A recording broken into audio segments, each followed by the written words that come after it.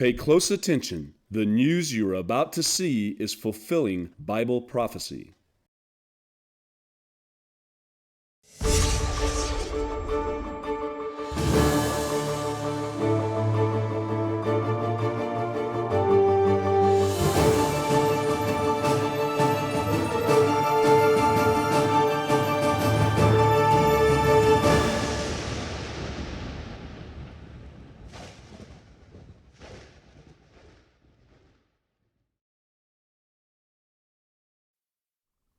Welcome to another edition of YPN News, bringing you the news that relates to Bible prophecy and foretold by Yeshua Hawkins.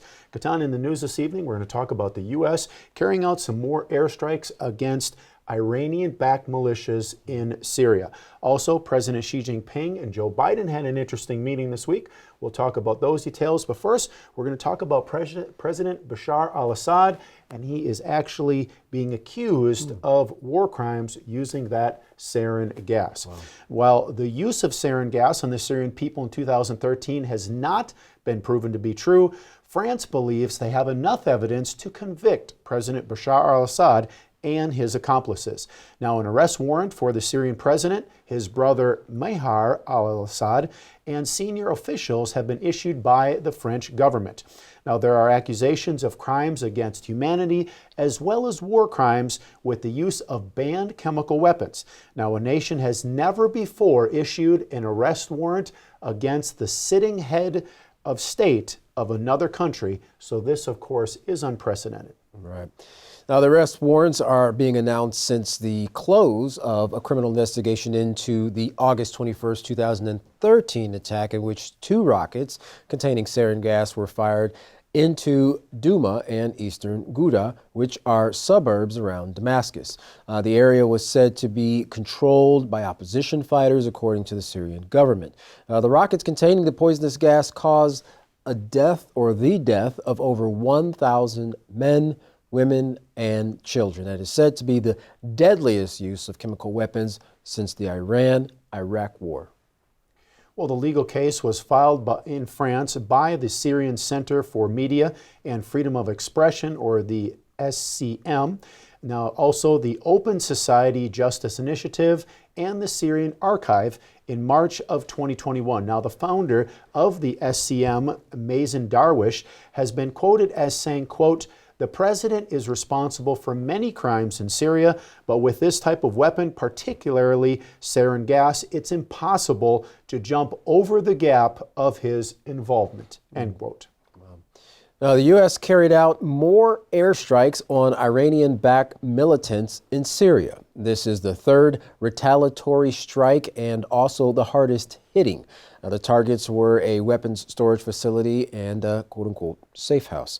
The Pentagon says that the safe house was a headquarters for those proxy groups, and there were militia members inside the building when it was bombed. Of course, this comes in response to the dozens of attacks on the U.S. forces in Syria. And although there have only been minor injuries to U.S. soldiers, the Pentagon says, quote, "Make no mistake, the Iranian-backed forces are trying to kill Americans," end quote.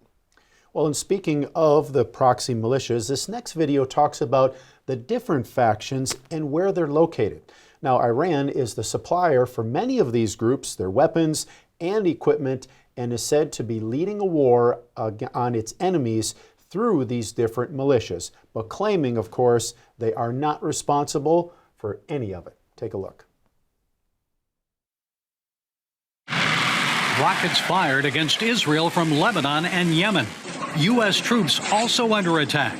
The Iranian regime continues to wage war indirectly in the Middle East through a network of proxy militias. For Iran, it's all about plausible deniability. The Islamic regime can claim it's not behind or involved in these attacks, all the while calling for death to the Zionists and America. It's important to know how far these Iranian tentacles reach throughout the region. Among them include the Houthis, a tribe of Shiite Muslims out of Yemen. This homegrown militia calls itself Ansarallah, the Fighters of Allah. Through Iranian support, the Houthis have greatly multiplied from about 2,000 armed fighters in 2005 to as many as 120,000 today. Like Hamas, it depends on the Iranians for its military abilities, for its hardware, for its missiles, for its rockets, for its weaponry. The Houthis in Yemen are one of the clients that the Iranians like to switch on and off when they want to attack an enemy country without being held directly responsible for it. In 2019, Houthis launched a massive drone attack, targeting the world's largest oil processing facility in Saudi Arabia. Since the October 7th attack, the Saudis, United Arab Emirates, and United States have shot down Houthi missiles and drones headed for Israel. A greater threat than this group comes from South Lebanon, where Hezbollah has more than 150,000 rockets ready to launch en masse against Israel. Created and supported by the Iranian Revolutionary Guard, Hezbollah also controls the Lebanese government. Last week, in a public speech, leader Hassan Nasrallah stopped short of announcing an all-out war, while indicating all options were on the table. Middle East Forum chief researcher Jonathan Spire. Iran has yet to instruct Hezbollah to really plunge into total involvement in the war and open a second front. They're trying to kind of distract attention from Israel with this drip of consistent attacks each day. Spire believes the presence of the USS Gerald Ford carrier strike group in the region, combined with Israeli military power, is currently deterring greater involvement. Israel has made clear if Hezbollah does enter the war, Israel will hit back against Lebanon with full force. Further east, the little-known proxy group Islamic Resistance in Iraq could potentially distract and ultimately pose a great threat to the United States.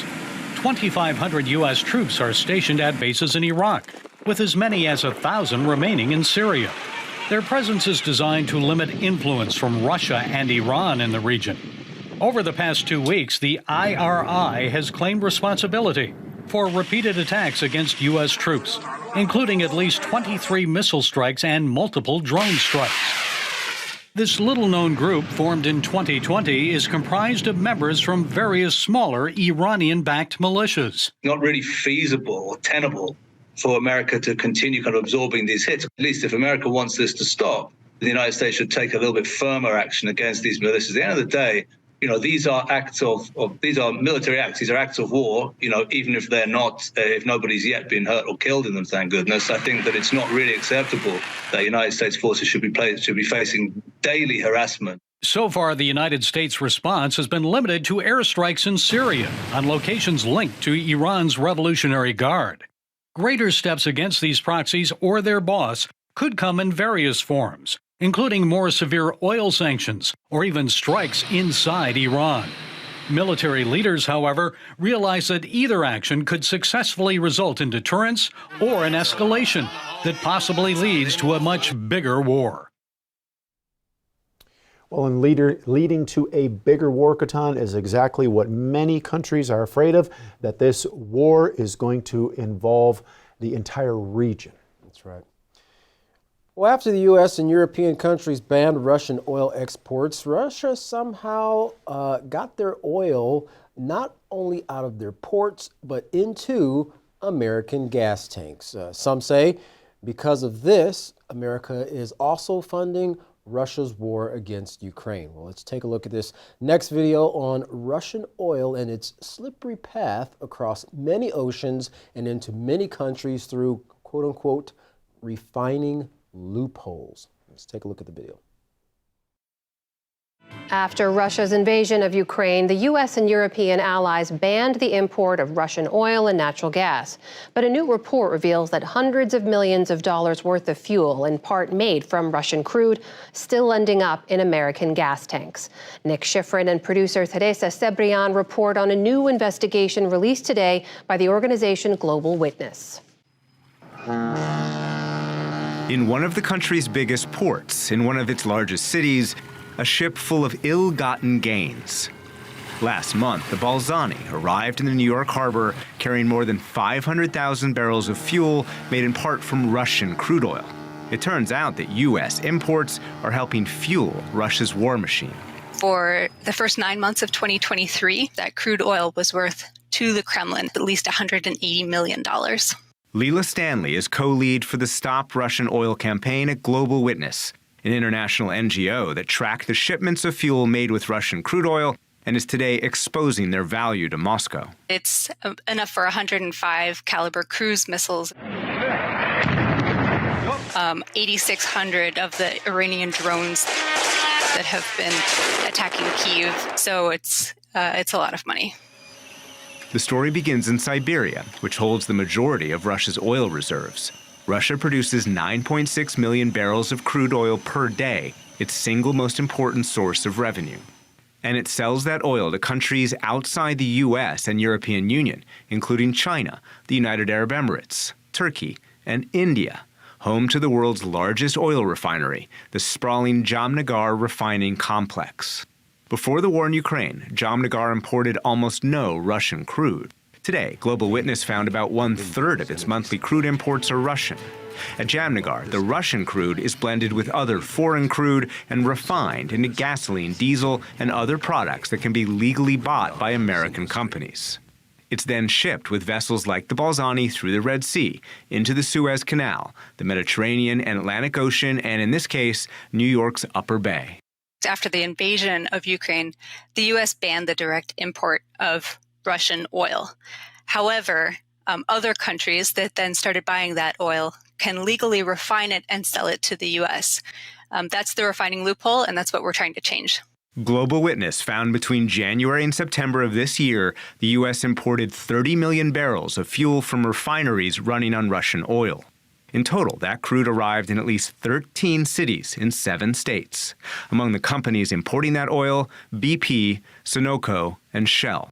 American companies are still linked to this revenue chain, funneling money back to the Kremlin. This is relatively a drop in the bucket for Russian exports and revenue, and a drop in the bucket for American consumption. So why is this important? It doesn't make any sense to support Ukraine and the Ukrainian people the way we have on the one hand, and also allow this revenue flow to continue. We never anticipated this type of circumvention. Texas Democrat Lloyd Doggett helped write the original legislation that banned Russian oil and natural gas from being imported into the U.S.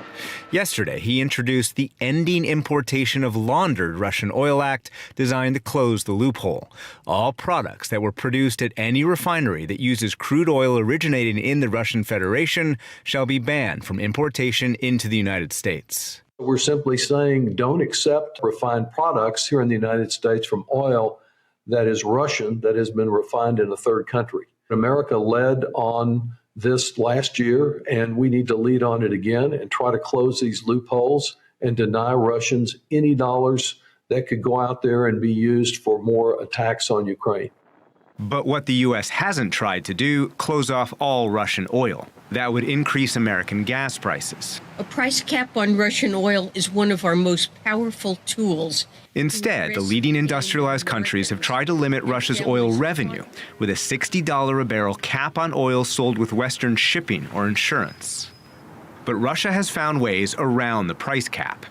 In October, it sold oil on average for more than $80 a barrel, and its total oil export revenues were $18.34 billion, among the highest since July 2022. That's in part thanks to Russia's shadow fleet. Russia built up its shadow fleet and moved away from the reliance on the G7 countries' insurance and ship providers. That makes the implementation of the oil price cap very challenging. Elena Rybakova is a senior fellow at the Peterson Institute for International Economics. She says the price cap was originally a success, but now Russia is circumventing it thanks to that shadow fleet and weak Western enforcement. Last month and today, the U.S. has sanctioned 5 shipping companies for transporting oil sold above the cap. And this week, the U.S. sent notices to 100 vessels suspected of violating sanctions. But otherwise, it has failed to enforce its own rules, says Rybakova, who advocates for stronger punishment. We do need to think about the bold measures. And we have put forward secondary sanctions, saying that, look, if an Indian company is circumventing sanctions, we're going to use sanctions on you. So basically, it's taking the legal system in the U.S., but applying it beyond the borders of the United States. I believe that we do need to do more. We need to be looking at all countries that are not participating in the price caps and are doing other things to assist the Russians on oil. But Doggett is the chair of the House India Caucus and argues punishing India might threaten other U.S. policy, especially toward China. The modest action that I propose in this legislation, I think, can be done without unsettling our relationship with India.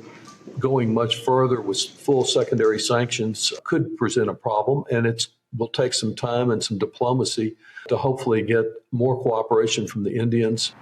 In the meantime, Global Witness's exposure and the closing of the loophole could be small first steps to get Russian fuel out of American gas. Well, definitely when it comes to oil, countries are willing to turn a blind eye. The United States and European countries were against Russian oil being exported, but turns out through this refining loophole, they're actually benefactors of that very same oil. Right. One way or the other, they're going to keep the oil flowing. That's right. Well, as we said earlier, President Biden and Xi Jinping met and held a summit that those on the outside saw as a meeting with low expectations. Well, the two leaders didn't make much progress at their summit there, but it was said what was said by the U.S. President Joe Biden after the meeting that has the global community talking. Well, President Biden was asked at a press conference that followed the meeting if he would still refer to President Xi as a dictator. His response, quote, "Well, look, he is. I mean, he's a dictator in the sense that he is the guy who runs a communist country," end quote. Now, although while the two leaders met, their interactions were much more friendly, sharing a joke or two with President Xi, inviting President Biden to take a look at his motorcade car, which Biden gladly did, complimenting the Chinese president, commenting how beautiful his car was. Yeah, and I've said that President Joe Biden is a big car buff. He loves fast cars. Well, the Harbor East Conference Hotel in Baltimore was the scene of more controversy as Catholic bishops held a protest. The scheduled meeting of religious leaders drew the largest and loudest protest so far. The crowd, led by Bishop Joseph Strickland, who was recently fired from his post by the Pope just 4 days ago, after the Pope moved to make the church a more welcoming place to members of the LGBTQ community. Strickland calling on the Pope and other bishops to go backwards and not be so arrogant. Well, another man at the protest, a religious brother for 23 years and a priest for 14 years who traveled to Baltimore from New Jersey, said the church has a responsibility to victims of clergy sexual abuse. Take a listen to what he had to say. Politicians, I call them, bishops, we're not going to get anywhere. And it's corrupt to the core. Goes right to the Vatican. And it's corrupt to the core. Goes right to the Vatican. And it's corrupt to the core. Goes right to the Vatican. He called on the Boston church to open its files, and he blasted the D.C. diocese for a new legal effort to have Maryland's landmark Child Victims Act declared unconstitutional. It's one big hypocrisy, and it's corrupt to the core. Goes right to the Vatican. Yeah, well, he is definitely not the first person with that sentiment regarding the Catholic Church. Many people have called the organization a hypocritic type organization, even calling the leader, the Pope of the Catholic Church, the Pope, a hypocrite himself. And so he, along with many others, are, wanting, it seems like, now that wasn't really used, but they're wanting to get back to the foundation of morality, and they're looking for that, even going as far as to leave the Catholic Church in search for brighter and greener pastures. Right, and if you remember, Catan, when Pope Francis was questioned on that airplane ride, about the gay community and the gay priests and so forth, he basically responded, "Well, who am I to judge?" Taking a stance and letting everybody know that he was not going to stand up to any of the LGBTQ, and now you can see he's just welcoming that in, and there are many people that do not want that and do not agree, of course, with that lifestyle. Yeah, basically saying whatever is right and pleasing in your own sight, you go right on ahead and do it. Well, if you'd like to learn more about what your sacred scriptures actually tell you to do, and how to protect yourself by following the things that are written in your Bible, contact the House of Yahweh. And when you contact the House of Yahweh, don't forget to request your free, that's right, free copies of the Prophetic Word magazine and the monthly newsletter. Here's how. Well, to contact the House of Yahweh, you can write them at P.O. Box 2498, Abilene, Texas 79604. You can call them at 1-800-613-9494. You can visit them on any of their websites by going to Yahweh.com, YisraelHawkins.com, or Yahweh'sBranch.com. You can also visit our website by going to YPNnews.com. If you would like to email the House of Yahweh, you can do so by emailing info@Yahweh.com. Any international calls, you can call the number that's on your screen now. And once again, don't forget to go to the Yisrael Says program and the Ask Yisrael program by going to YisraelSays.com or AskYisrael.com. Well, don't go anywhere. Grab your scriptures, some paper, and something to write with, because up next is another classic message from Yisrael Hawkins. From all of us here at YPN News, I'm Katan Alexander. And I'm Jeffrey Hammerman. Thank you for watching.